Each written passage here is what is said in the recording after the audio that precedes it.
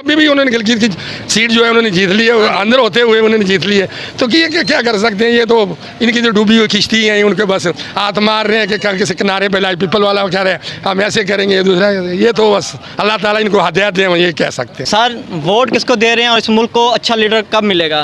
हम तो ये कह दें कि अल्लाह ताला ऐसा लीडर लेके आए जो पाकिस्तान को और पाकिस्तान की आबादी के लिए और आवाम के लिए खैर ख्वाह हो। और वोट तो जो है हमारा जो आएगा वो अच्छा सा आएगा तो उसी को वोट देंगे, जो क्योंकि आजकल तो जो आ रहे हैं अपने लिए आ रहे हैं, किसी आवाम के लिए तो कोई भी नहीं आया अभी तक। अच्छा।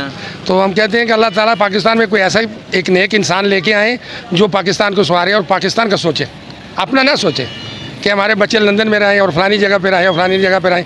यही कहे कि हमारा मुल्क यही है और हमने यहीं रहना है और हमारा यहीं क्या सोचे। हम उनको कहते हैं कोई अल्लाह ताला को नेक बंदा लेके आए। नहीं तो अभी पिछले 5 साल में हमने देखा यहाँ पे 2 हुकूमतें आई हैं, एक खान साहब की आई है, एक मुस्लिम लीग नॉन PDM की आई है। इन दोनों हुकूमतों में आपको कौन सी हुकूमत